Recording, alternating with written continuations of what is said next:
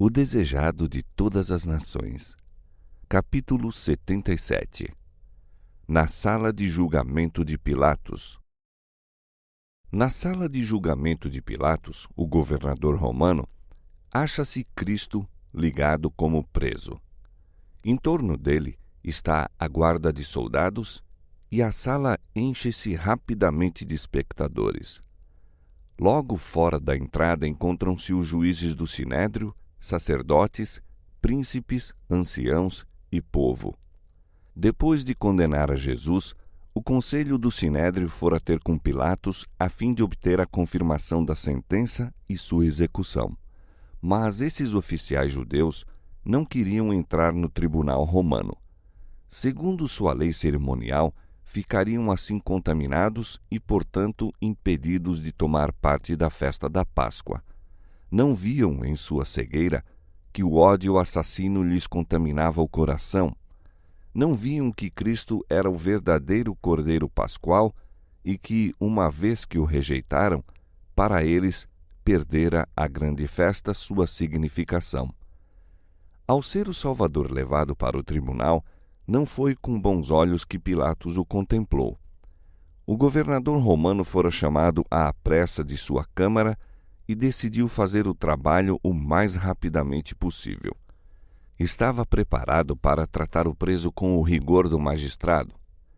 Assumindo a mais severa expressão, voltou-se para ver que espécie de homem tinha de interrogar, por causa do qual fora assim tão cedo despertado de seu repouso.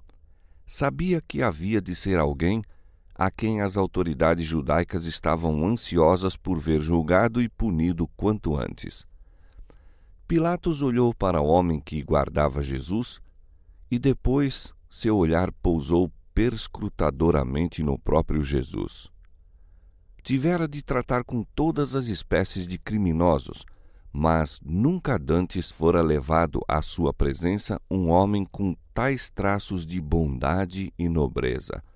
Não via em seu semblante nenhum vestígio de culpa, nenhuma expressão de temor, nada de ousadia ou desafiadora atitude.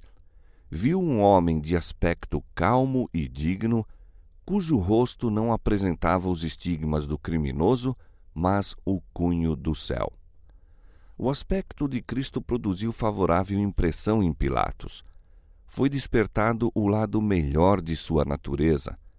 Ouvira falar de Jesus e suas obras.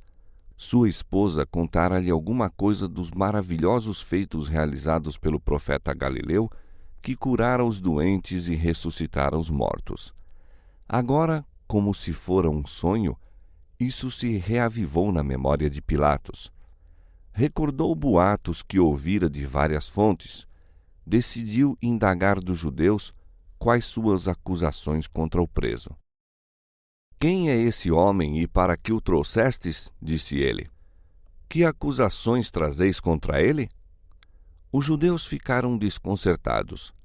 Sabendo que não lhes era possível consubstanciar as acusações que tinham contra Cristo, não desejavam um interrogatório público. Disseram que era um enganador chamado Jesus de Nazaré. Novamente perguntou Pilatos: "Que acusações trazeis contra este homem?" Os sacerdotes não lhe responderam à pergunta, mas, em palavras que manifestavam sua irritação, disseram: "Se este não fosse malfeitor, não te entregaríamos." Quando os que compõem o Sinédrio, os primeiros homens da nação, te trazem um homem que julgam digno de morte, haverá necessidade de pedir uma acusação contra ele? Esperavam impressionar Pilatos com o sentimento da importância deles, levando-o assim a aceder ao seu pedido sem muitos preliminares. Estavam ansiosos por ver ratificada a sentença, pois sabiam que o povo que testemunhara as maravilhosas obras de Cristo poderia contar uma história muito diversa da invenção que agora repetiam. Os sacerdotes pensavam que, com o fraco e vacilante Pilatos, poderiam sem dificuldade levar a cabo seus planos. Anteriormente, assinara precipitado sentenças de morte, condenando homens que sabiam não ser dignos disso. Em sua estimação, de pouca importância era a vida de um preso. Se inocente ou culpado, não era de especial consequência. Os sacerdotes esperavam que Pilatos infligisse agora a pena de morte a Jesus sem o ouvir. Isso pediram como favor por ocasião de sua grande festa nacional. Havia, porém, no preso, qualquer coisa que inibiu Pilatos de assim proceder. Não ousou fazê-lo. Leu o desígnio dos sacerdotes.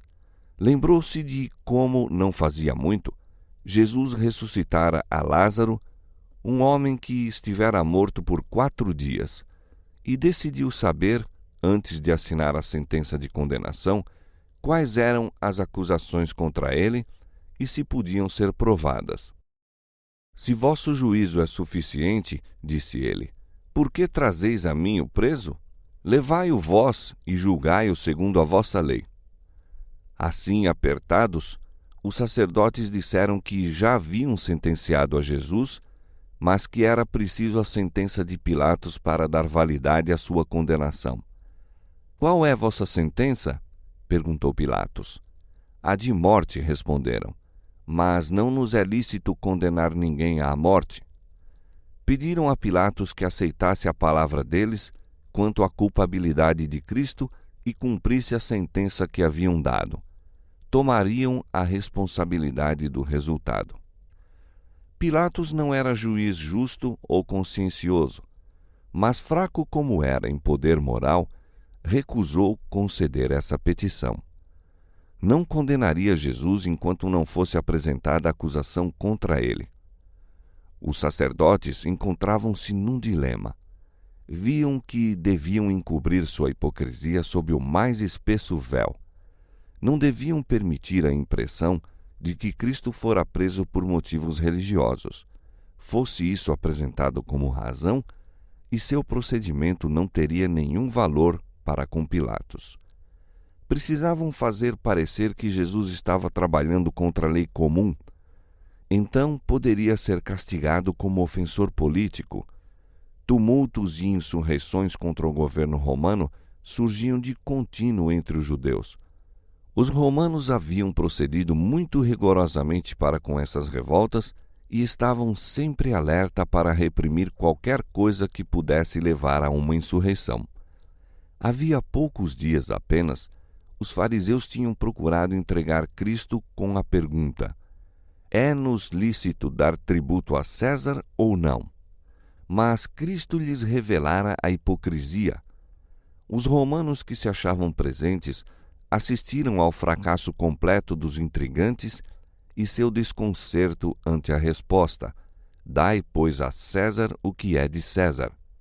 Agora os sacerdotes pensaram fazer parecer que, nessa ocasião, Cristo ensinara segundo esperavam que ele ensinasse. Em seu apuro, chamaram falsas testemunhas para os ajudar e começaram a acusá-lo, dizendo: havemos achado este pervertendo a nossa nação, proibindo dar o tributo a César e dizendo que ele mesmo é Cristo, o Rei. 3 acusações, cada uma destituída de fundamento. Os sacerdotes sabiam isso, mas estavam dispostos a jurar falso, contanto que conseguissem seu fito. Pilatos penetrou-lhes o desígnio.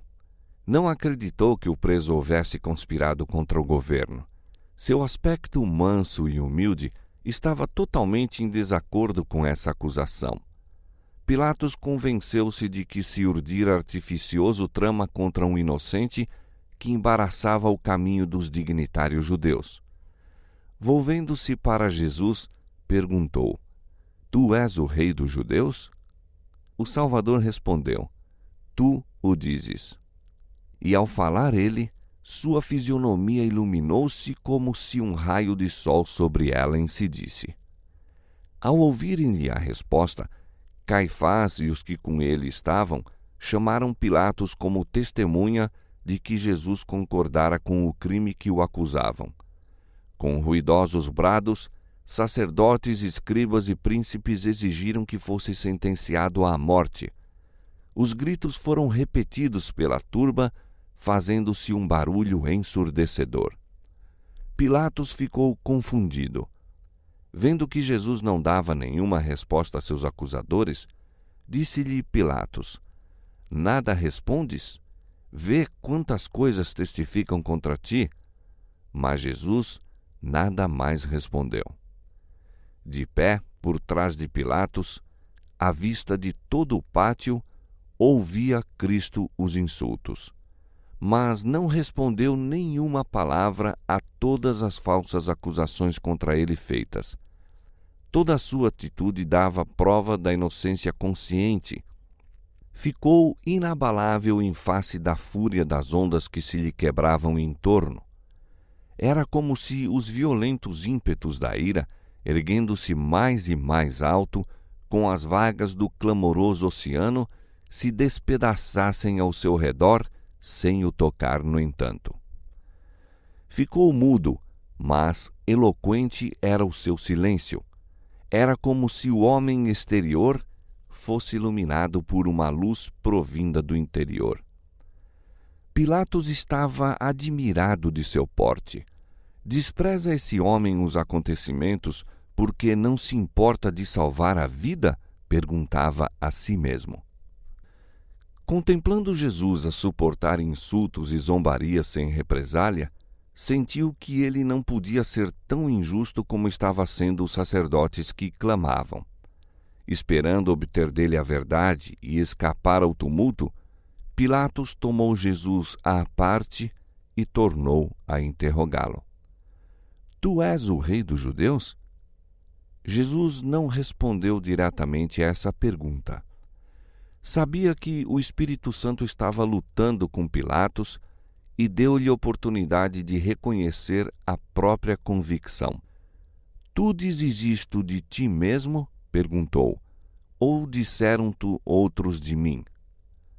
Isto é, será a acusação dos sacerdotes ou o desejo de receber luz de Cristo que motivava a pergunta de Pilatos?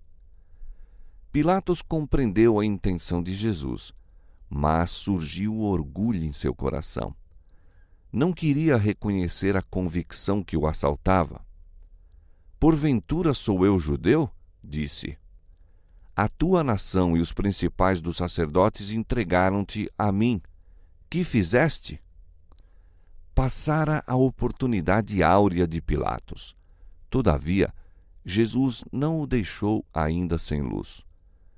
Conquanto não respondesse diretamente à pergunta de Pilatos, declarou abertamente a própria missão. Deu a entender a Pilatos que não buscava um trono terrestre. O meu reino não é deste mundo, disse ele.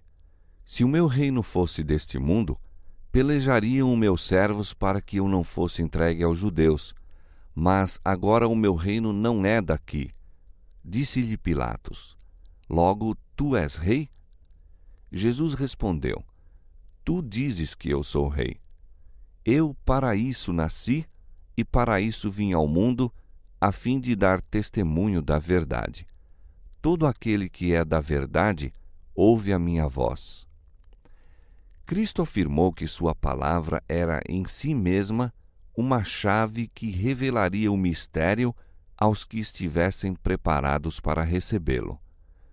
Ela possuía em si um poder que a recomendava, e isso era o segredo da ampliação de seu reino de verdade.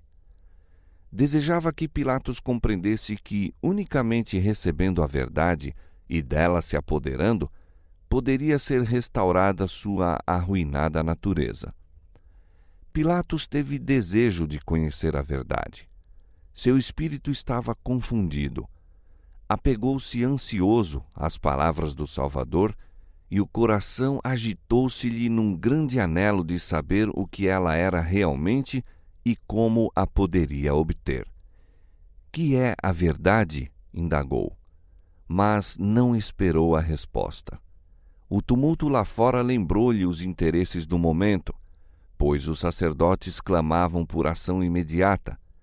Saindo para onde estavam os judeus, declarou com veemência: Não acho nele crime algum.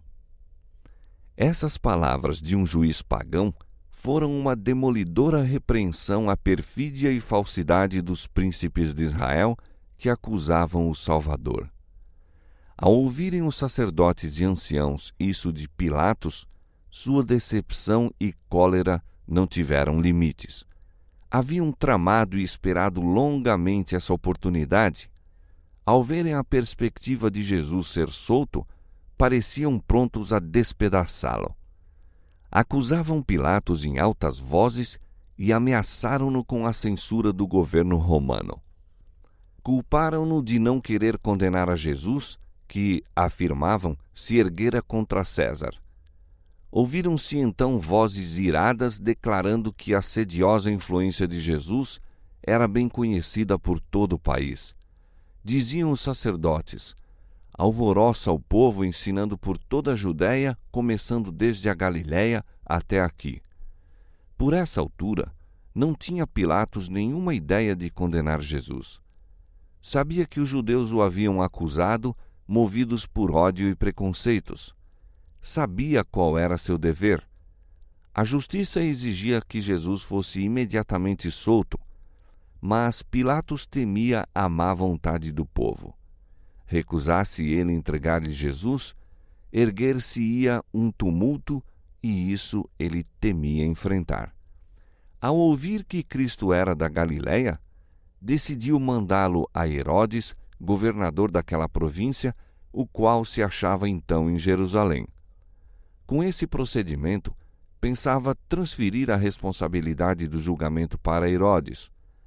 Julgou também que era boa oportunidade de pacificar uma velha questão existente entre ele e Herodes.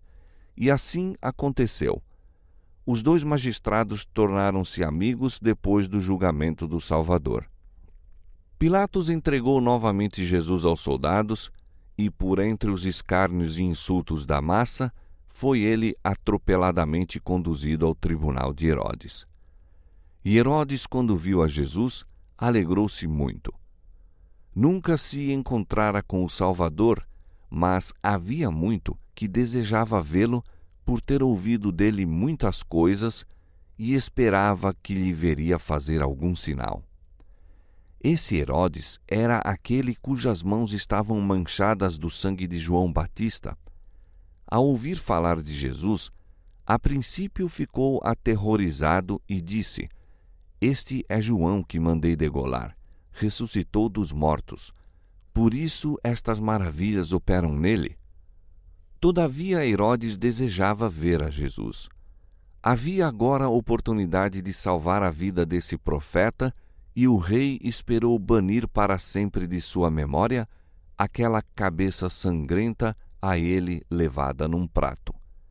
Desejava também satisfazer sua curiosidade e pensava que, se oferecesse a Jesus alguma perspectiva de libertação, faria qualquer coisa que lhe fosse solicitada. Um grande grupo de sacerdotes e anciãos acompanhara Cristo a Herodes, e ao ser o Salvador introduzido, esses dignitários, falando todos excitadamente, insistiram em suas acusações contra ele. Mas Herodes pouca atenção lhes deu. Impôs silêncio, desejando o ensejo de interrogar a Cristo. Ordenou que soltassem as cadeias de Jesus, criminando ao mesmo tempo seus inimigos de o atarem rudemente. Olhando compassivamente o sereno rosto do Redentor do mundo, nele leu unicamente sabedoria e pureza. Da mesma maneira que Pilatos, ficou convencido de que Cristo fora acusado por malignidade e inveja. Herodes interrogou a Cristo com muitas palavras, mas o Salvador se manteve em profundo silêncio. Ao mando do rei, foram introduzidos decrépitos e mancos, sendo ordenado a Cristo que provasse suas reivindicações pela operação de um milagre. Afirmam que podes curar os enfermos, disse-lhe Herodes. Estou ansioso por ver que tua grande fama não é mentira. Jesus não respondeu e o rei continuou a insistir. Se podes operar milagres por outros, faze-os agora para teu próprio bem, e isso te servirá para um bom desígnio. Outra vez ordenou: Mostra-nos um sinal de que possuis o poder que a fama te tem atribuído. Mas Cristo era como alguém que não visse nem ouvisse. O Filho de Deus tomara sobre si a natureza humana. Devia agir como o tem de fazer o homem em idênticas circunstâncias. Portanto, não operaria um milagre para se poupar a si mesmo a dor e a humilhação que o homem deve sofrer quando colocado em condições semelhantes. Herodes prometeu que, se Jesus realizasse algum milagre em sua presença, seria solto. Os acusadores dele eram testemunhas oculares das poderosas obras feitas por seu poder. Tinham-no ouvido ordenar à sepultura que desse os mortos. Viram-nos sair em obediência à sua voz. Apoderou-se deles o temor, não operasse Jesus agora um milagre. De tudo, o que mais temiam era uma manifestação de seu poder. Essa manifestação se demonstraria um golpe mortal para seus planos e talvez lhes custasse a vida. Outra vez, sacerdotes e príncipes, em grande ansiedade, insistiram em suas acusações contra ele. Elevando a voz, declararam: é um traidor, um blasfemo. Opera milagres por meio do poder que lhe é dado por Belzebu, o príncipe dos demônios. A sala tornou-se cenário de confusão, uns gritando uma coisa, outros outra. A consciência de Herodes estava agora muito menos sensível do que quando tremera de horror ante o pedido de Herodias para que lhe desse a cabeça de João Batista. Durante algum tempo sentira os agudos espinhos do remorso por seu terrível ato, mas suas percepções morais se tinham rebaixado mais e mais em razão de sua vida licenciosa. Tinha agora tão endurecido o coração que podia mesmo gabar-se do castigo infligido a João por ousar reprová-lo. E ameaçou então a Jesus, declarando repentinamente que tinha poder para libertá-lo e para condená-lo. Nenhum indício da parte de Jesus dava, entretanto, a compreender que ele ouvisse uma palavra. Herodes irritou-se por esse silêncio. Parecia indicar completa indiferença por sua autoridade. Para o vão e pomposo rei, teria sido menos ofensiva uma franca censura do que ser assim passado por alto. De novo ameaçou irado a Jesus, que permaneceu impassível e mudo. A missão de Cristo neste mundo não era satisfazer ociosas curiosidades. Veio para curar os quebrantados de coração. Pudesse ele ter proferido qualquer palavra para sarar as feridas das almas enfermas de pecado, e não guardaria silêncio. Não tinha, no entanto, palavras para os que não fariam senão pisar a verdade com seus profanos pés. Cristo poderia ter dirigido a Herodes palavras que penetrariam nos ouvidos do endurecido rei. Podê-lo-ia haver sacudido com temor e tremor pela exposição de toda a iniquidade de sua vida e do horror de seu próximo fim. Mas o silêncio de Cristo era a mais severa repreensão que lhe poderia ter ministrado. Herodes rejeitara a verdade que lhe fora anunciada pelo maior dos profetas e nenhuma outra mensagem havia de receber. Nem uma palavra tinha para ele a majestade do céu. Aqueles ouvidos sempre abertos para os lamentos humanos não tinham lugar para as ordens de Herodes. Aqueles olhos, sempre fixos no pecador arrependido, com um amor cheio de piedade e de perdão, não tinham nenhum olhar para conceder a Herodes. Aqueles lábios que emitiram a mais impressiva verdade, que em acentos da mais terna súplica pleitearam com o mais pecador e mais degradado, cerraram-se para o soberbo rei, que não sentia necessidade de um salvador. O rosto de Herodes se ensombrou de paixão. Voltando-se para a turba, acusou encolerizado a Jesus de impostor. E depois para ele: se não deres prova de tua pretensão, entregar-te-ei aos soldados e ao povo. Talvez sejam bem-sucedidos em te fazer falar. Se és um impostor, a morte por suas mãos é a única coisa que mereces. Se és o Filho de Deus, salva-te a ti mesmo operando um milagre. Mal se proferiram essas palavras, e fez-se uma arremetida para Cristo. Como animais ferozes, precipitou-se a multidão para a sua presa. Jesus foi arrastado de um lado para outro, unindo-se Herodes à turba em buscar humilhar o Filho de Deus. Não se houvessem interposto os soldados romanos, repelindo para trás a massa enfurecida, e o Salvador teria sido feito em pedaços. Herodes, com os seus soldados, desprezou-o e, escarnecendo dele, vestiu-o de uma roupa resplandecente. Os soldados romanos juntaram-se nesses ultrajes. Tudo quanto ímpios, corruptos soldados, ajudados por Herodes e os dignitários judeus, podiam instigar, foi acumulado sobre o Salvador. Todavia, não perdeu sua divina paciência.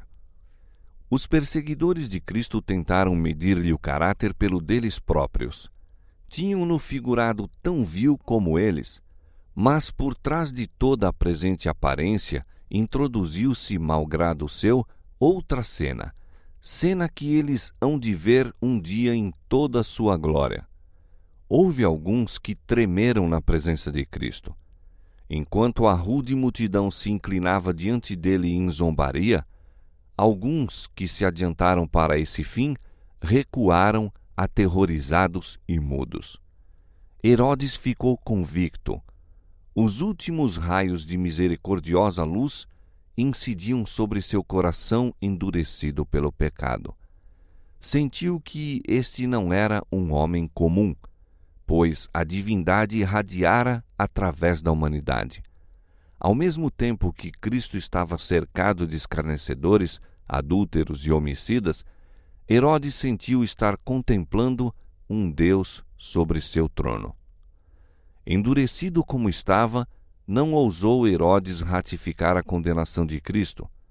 Desejava livrar-se da terrível responsabilidade e mandou Jesus de volta para o tribunal romano. Pilatos ficou decepcionado e muito desgostoso. Quando os judeus voltaram com o preso, perguntou-lhes impaciente o que queriam que ele fizesse. Lembrou-lhes que já interrogara Jesus e não achara nele crime algum. Disse-lhes que tinham trazido queixas contra ele, mas não eram capazes de provar uma única. Mandara Jesus a Herodes, o tetrarca da Galiléia e compatriota seu, mas também ele não encontrara nele coisa alguma digna de morte. Castigá-lo-ei, pois, disse Pilatos, e soltá-lo-ei. Aí mostrou Pilatos sua fraqueza. Declarara que Jesus era inocente e, no entanto, estava disposto a fazê-lo açoitar para pacificar os acusadores. Sacrificaria a justiça e o princípio a fim de contemporizar com a turba. Isso o colocou desvantajosamente.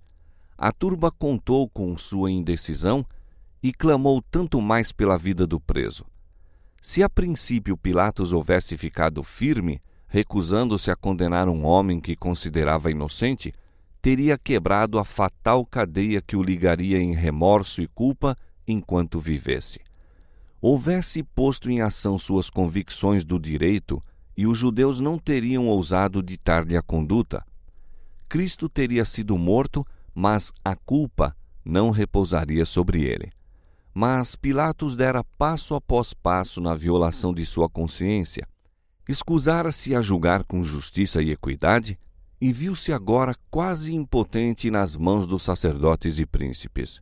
Sua vacilação e indecisão foram a ruína dele. Mesmo então Pilatos não foi deixado agir às cegas. Uma mensagem de Deus o advertiu do que estava para cometer. Em resposta às orações de Cristo, a esposa de Pilatos foi visitada por um anjo do céu e vira em sonho o Salvador e com ele conversara.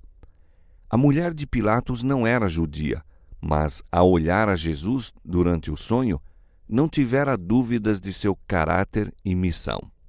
Sabia ser ele o príncipe de Deus. Contemplou-o em julgamento no tribunal. Viu-lhe as mãos estreitamente ligadas como as de um criminoso. Viu Herodes e seus soldados praticando sua terrível ação. Ouviu os sacerdotes e príncipes, cheios de inveja e perversidade, acusando furiosamente. Ouviu as palavras: "Nós temos uma lei e, segundo a nossa lei, deve morrer." Viu Pilatos entregar Jesus aos açoites, depois de haver declarado: "Não acho nele crime algum." Ouviu a condenação pronunciada por Pilatos e viu-o entregar Cristo a seus matadores. Viu a cruz erguida no Calvário, viu a terra envolta em trevas e ouviu o misterioso brado: "Está consumado." Ainda outra cena se lhe deparou ao olhar. Viu Cristo sentado sobre uma grande nuvem branca, enquanto a terra vacilava no espaço e seus assassinos fugiam da presença de sua glória. Com um grito de terror despertou ela e escreveu imediatamente a Pilatos palavras de advertência. Enquanto Pilatos hesitava quanto ao que havia de fazer, um mensageiro, abrindo apressadamente caminho por entre a multidão, passou-lhe uma carta de sua esposa que dizia: "Não entres na questão deste justo, porque num sonho muito sofri por causa dele." Pilatos empalideceu. Estava confundido ante suas próprias contraditórias emoções, mas, enquanto demorava, os sacerdotes e príncipes inflamavam ainda mais o espírito do povo. Pilatos foi forçado a agir. Lembrou-se então de um costume que poderia trazer o libertamento de Jesus. Era uso, por ocasião dessa festa, soltar algum preso segundo a escolha do povo. Costume de invenção pagã, não havia sombra de justiça nesse proceder, mas era sobremaneira apreciado pelos judeus. As autoridades romanas tinham preso por esse tempo um homem de nome Barrabás, que se achava com sentença de morte. Esse homem asseverara ser o Messias. Pretendia autoridade para estabelecer uma nova ordem de coisas para emendar o mundo. Sob uma ilusão satânica, pretendia que tudo quanto pudesse obter por furtos e assaltos era seu. Por meios diabólicos realizara coisas admiráveis, conseguira seguidores no meio do povo e excitara a sedição contra o governo romano. Sob a capa de entusiasmo religioso, era um endurecido e consumado vilão, dado à rebelião e à crueldade. Oferecendo ao povo escolha entre esse homem e o inocente Salvador, Pilatos julgava despertar-lhes o sentimento da justiça. Esperava conquistar-lhes a simpatia para Jesus em oposição aos sacerdotes e príncipes. Assim, voltando-se para a multidão, disse com grande ardor: "Qual quereis que vos solte? Barrabás ou Jesus chamado Cristo?" Como um urro de animais ferozes, veio a resposta da turba: "Solta Barrabás!" E avolumavam-se mais e mais o clamor: "Barrabás! Barrabás!" Pensando que o povo talvez não houvesse compreendido a pergunta, Pilatos exclamou outra vez: "Quereis que vos solte o rei dos judeus?" Mas eles clamaram novamente: "Fora daqui com este e solta-nos Barrabás." "Que farei então de Jesus chamado Cristo?" indagou Pilatos. De novo a multidão encapelada rugiu como demônios. Os próprios demônios, em forma humana, achavam-se na turba e que se poderia esperar senão a resposta: "Seja crucificado"? Pilatos turbou-se. Não julgara que os acontecimentos chegassem a esse ponto. recuava de entregar um homem inocente à mais ignominiosa e cruel das mortes que se poderia infligir a alguém. Após haver cessado o bramido das vozes, voltou-se para o povo, dizendo: Mas que mal fez ele? O caso chegara, no entanto, além de argumentação. Não eram provas da inocência de Cristo o que queriam, mas sua condenação. Pilatos tentou ainda salvá-lo. Disse-lhes pela terceira vez: Mas que mal fez? A só menção de soltá-lo, porém, excitou o povo a um frenesi 10 vezes maior. Crucifica-o! Crucifica-o! Clamavam. Mais e mais se avolumava a tempestade a que dera motivo à indecisão de Pilatos. Desfalecido de fadiga e coberto de ferimentos, Jesus foi levado sendo açoitado à vista da multidão. E os soldados o levaram dentro à sala que é a de audiência e convocaram toda a corte. E vestiram-no de púrpura e, tomando uma coroa de espinhos, lhe a puseram na cabeça. E começaram a saudá-lo, dizendo: Salve, Rei dos Judeus! E cuspiram nele, e postos de joelhos, o adoraram. Por vezes, mão perversa arrebatava a cana que lhe fora posta na mão e batia na coroa que ele tinha na fronte, fazendo enterrarem-se-lhe os espinhos nas fontes e o sangue gotejar-lhe pelo rosto e a barba. Maravilha-te, ó céu, e pasma tu, ó terra. Contemplai o opressor e o oprimido. Uma turba enfurecida rodeia o Salvador do mundo. Escárnios e chufas misturam-se com as baixas imprecações de blasfêmia. Seu humilde nascimento e modesta vida são comentados pela turba insensível. Sua declaração de ser o Filho de Deus é ridicularizada e o gracejo vulgar e a insultuosa zombaria passam de boca em boca. Satanás dirigia a cruel massa nos maus tratos ao Salvador. Era seu desígnio provocá-lo, se possível, à represália ou levá-lo a realizar um milagre para se libertar, frustrando assim o plano da salvação.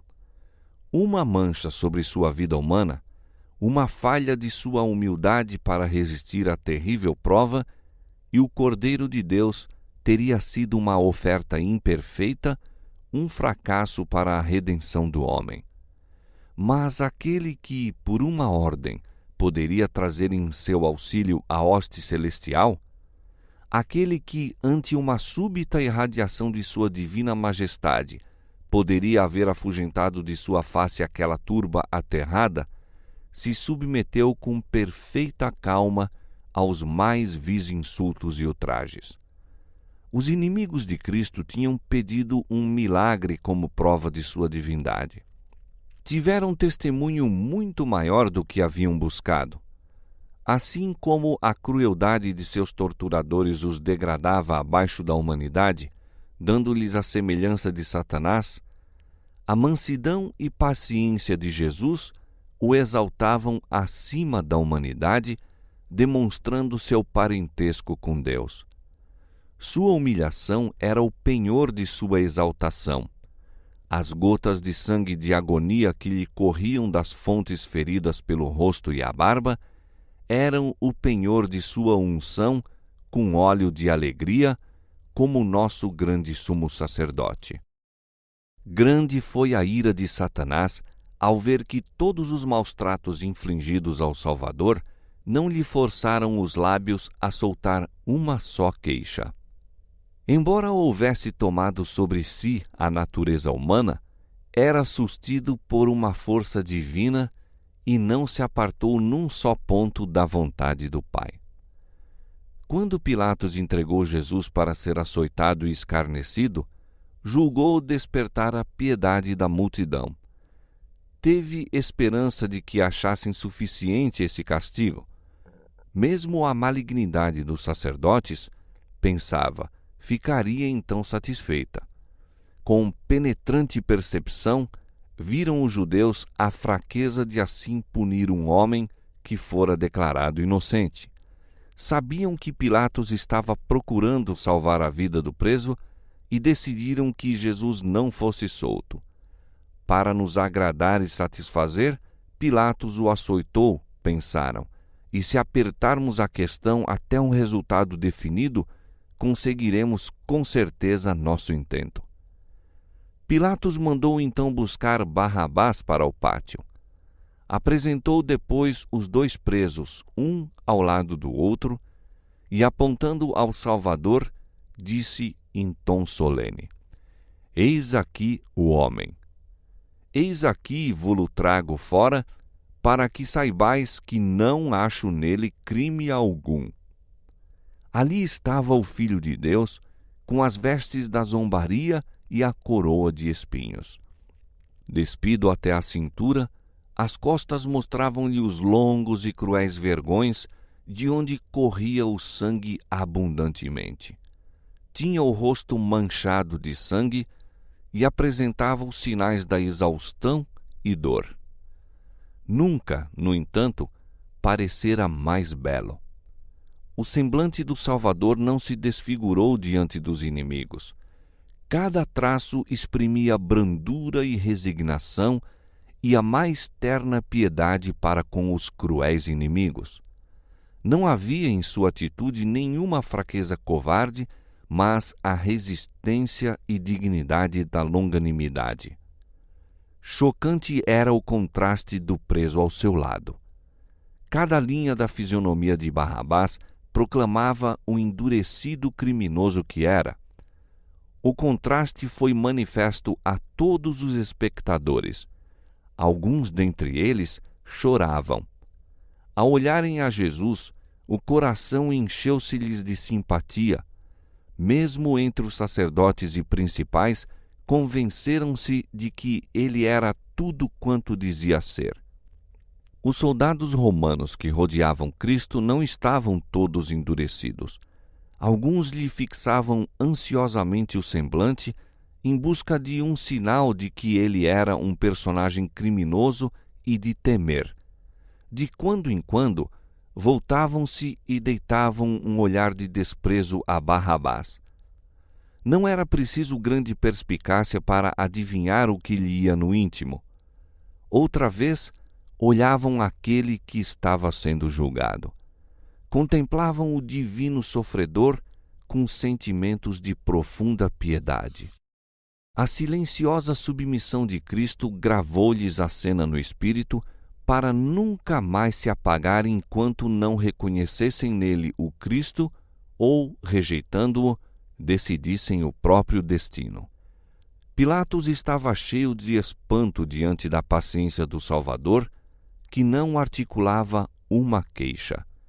Não duvidava de que a vista desse homem, em contraste com Barrabás, movesse a simpatia dos judeus. Não compreendia, porém, o fanático ódio dos sacerdotes contra aquele que, como a luz do mundo, lhes tornara manifestos as trevas e o erro. Incitaram a turba a uma fúria louca e, de novo, os sacerdotes, príncipes e povo ergueram aquele tremendo brado: Crucifica-o! Crucifica-o! Perdendo por fim toda a paciência ante sua irracional crueldade, Pilatos gritou em desespero: Tomai-o vós e crucificai-o, porque eu nenhum crime acho nele. O governador romano, embora familiarizado com cenas cruéis, moveu-se de simpatia para com o paciente preso que, condenado e açoitado, com a fronte a sangrar e laceradas as costas, mantinha ainda o porte de um rei sobre o trono. Mas os sacerdotes declaram: Nós temos uma lei e, segundo a nossa lei, deve morrer porque se fez filho de Deus. Pilatos sobressaltou-se. Não possuía nenhuma ideia exata de Cristo e sua missão, mas tinha uma vaga fé em Deus e em seres superiores à humanidade. Um pensamento que lhe passara anteriormente pelo cérebro tomou agora feição definida. Cogitava se não seria um ser divino o que estava perante ele, revestido da púrpura da zombaria e coroado de espinhos. Voltou novamente ao tribunal e disse a Jesus: De onde és tu? Mas Jesus não lhe deu resposta alguma. O Salvador falara francamente a Pilatos, explicando a própria missão como testemunha da verdade. Pilatos desprezara a luz, abusara do alto posto de juiz, submetendo seus princípios e sua autoridade às exigências da turba. Jesus não tinha mais luz para ele. Mortificado com seu silêncio, disse Pilatos altivamente: Não me falas a mim? Não sabes tu que tenho poder para te crucificar e tenho poder para te soltar? Jesus respondeu: Nenhum poder terias contra mim, se de cima não te fosse dado. Mas aquele que me entregou a ti, maior pecado tem. Assim, o piedoso Salvador, em meio de seus intensos sofrimentos e dor, desculpou o quanto possível o ato do governador romano que o entregou para ser crucificado. Que cena esta para ser transmitida ao mundo de século em século! Que luz projeta sobre o caráter daquele que é o juiz de toda a terra! Aquele que me entregou a ti, disse Jesus, maior pecado tem. Com estas palavras, referia-se Cristo a Caifás, que, como sumo sacerdote, representava a nação judaica. Esta conhecia os princípios que governavam as autoridades romanas. Tivera luz nas profecias que testificavam de Cristo, bem como dos próprios ensinos e milagres dele. Os juízes judaicos receberam inequívocas provas da divindade daquele a quem condenavam à morte, e, segundo a luz que tinham, seriam julgados. A maior culpa e mais grave responsabilidade pesava sobre os que ocupavam os mais altos postos da nação, os depositários das sagradas verdades que estavam vilmente traindo. Pilatos, Herodes e os soldados romanos ignoravam relativamente o que dizia a respeito a Jesus. Pensavam agradar aos sacerdotes e príncipes maltratando-o. Não tinham a luz que a nação judaica recebera em tanta abundância. Houvesse essa luz sido dada aos soldados, e não teriam tratado a Cristo tão cruelmente como o fizeram. Outra vez propôs Pilatos soltar o Salvador. Mas os judeus clamavam, dizendo: Se soltas este, não és amigo de César. Assim pretendiam esses hipócritas ser zelosos da autoridade de César. De todos os adversários do governo romano, eram os judeus os mais terríveis. Quando lhes era dado fazê-lo com segurança, mostravam-se os mais tirânicos em impor suas exigências nacionais e religiosas. Em querendo, porém, levar a cabo qualquer cruel desígnio, exaltava o poder de César. Para consumar o aniquilamento de Jesus, eram capazes de professar lealdade ao governo estrangeiro que odiavam. Qualquer que se faz rei é contra o César, continuaram. Isso era tocar num ponto fraco de Pilatos. Ele estava suspeito ao governo romano e sabia que tal notícia constituía a ruína para si. Sabia que se os judeus fossem contrariados, sua cólera se voltaria contra ele. Não recuariam diante de coisa nenhuma para realizar sua vingança. Tinha diante de si o exemplo da persistência com que buscavam a vida daquele a quem aborreciam sem causa. Pilatos assentou-se então no tribunal, no assento do juiz, e tornou a apresentar Jesus ao povo, dizendo: Eis aqui o vosso rei. De novo se fez ouvir o furioso brado: Tira, tira, crucifica-o! Numa voz que se podia ouvir até longe, Pilatos perguntou: Hei de crucificar o vosso rei? Mas de profanos e blasfêmios lábios partiram as palavras: Não temos rei senão o César. Escolhendo assim um governo pagão, apartara-se a nação judaica da teocracia. Rejeitara a Deus como rei. Não tinha daí em diante mais libertador. Não tinha rei senão o César. A isso os sacerdotes e doutores levaram o povo. Por isso, bem como pelos terríveis resultados que se seguiram, eram eles responsáveis. O pecado de uma nação e sua ruína eram devidos aos guias religiosos. Então Pilatos, vendo que nada aproveitava, antes o tumulto crescia, tomando água, lavou as mãos diante da multidão, dizendo: Estou inocente do sangue deste justo. Considerai isso. Com temor e um sentimento de condenação própria, olhou Pilatos ao Salvador. No vasto oceano de rostos levantados, unicamente o seu estava sereno. Parecia fugir-lhe em torno da cabeça uma suave luz. Pilatos disse consigo mesmo: Ele é um Deus. Virando-se para a multidão, declarou: Estou limpo de seu sangue. Tomai-o vós e crucificai-o. Mas notai isto, sacerdotes e príncipes: eu o declaro justo. Que aquele que ele diz ser seu Pai vos julgue a vós e não a mim pela obra deste dia. Depois, para Jesus: perdoa-me esta ação.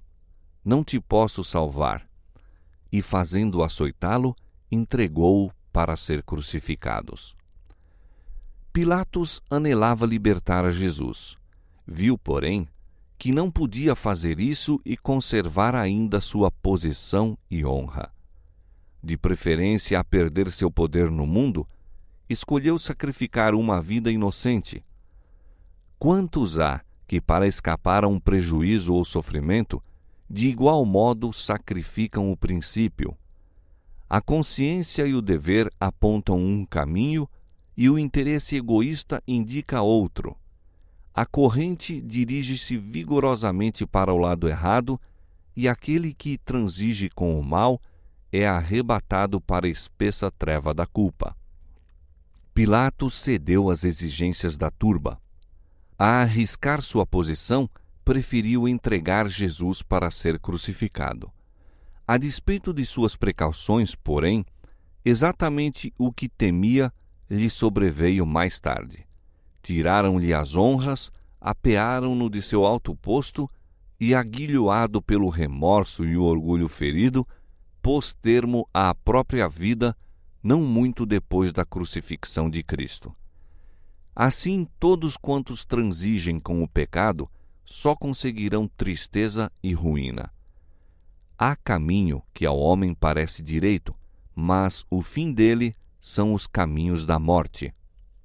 Quando Pilatos se declarou inocente do sangue de Cristo, Caifás respondeu desafiadoramente: o seu sangue caia sobre nós e sobre os nossos filhos.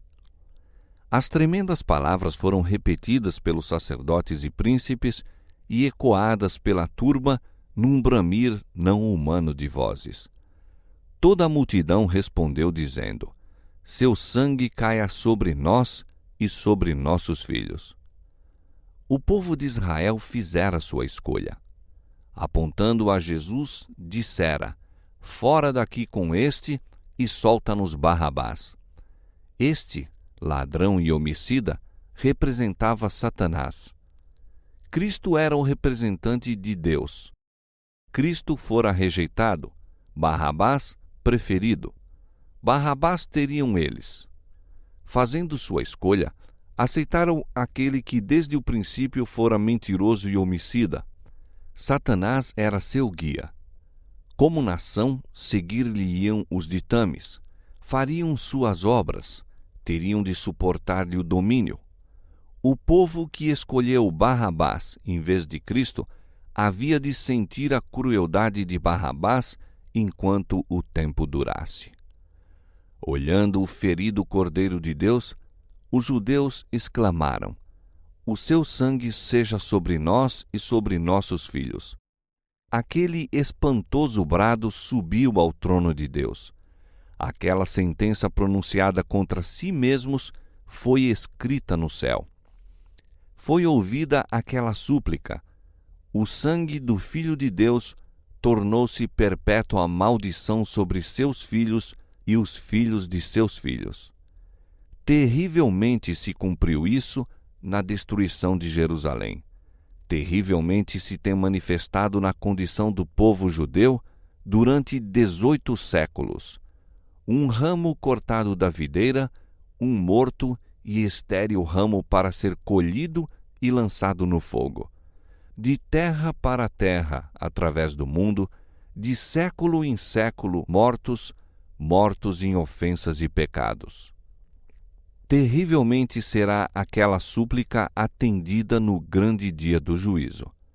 Quando Cristo volver de novo à terra, não como preso rodeado pela plebe, hão de vê-lo os homens. Hão de vê-lo então como o Rei do céu. Cristo virá em sua própria glória, na glória do Pai e na dos santos anjos. Miríades e milhares de anjos, os belos e triunfantes filhos de Deus, possuindo inexcedível formosura e glória, hão de acompanhá-lo. Então se assentará no trono de sua glória, e diante dele se congregarão as nações. Então todo olho o verá, e também os que o traspassaram. Em lugar de uma coroa de espinhos, terá uma de glória, uma coroa dentro de outra. Em lugar do velho vestido real de púrpura, trajará vestes do mais puro branco, tais como nenhum lavandeiro sobre a terra os poderia branquear. E nas vestes e na sua coxa estará escrito um nome: Rei dos Reis e Senhor dos Senhores. Os que dele zombaram e o feriram, ali estarão. Os sacerdotes e príncipes contemplarão novamente a cena do tribunal. Cada circunstância há de aparecer diante deles como se escritas com letras de fogo. Então os que rogaram, o seu sangue caia sobre nós e sobre nossos filhos, receberão a resposta à sua súplica. Então o mundo inteiro saberá e compreenderá. Perceberão a quem eles, pobres, fracos e finitos seres humanos, estiveram a combater. Em terrível agonia e horror, hão de clamar as montanhas e as rochas: caí sobre nós e escondei-nos do rosto daquele que está assentado sobre o trono e da ira do Cordeiro, porque é vindo o grande dia da sua ira, e quem poderá subsistir?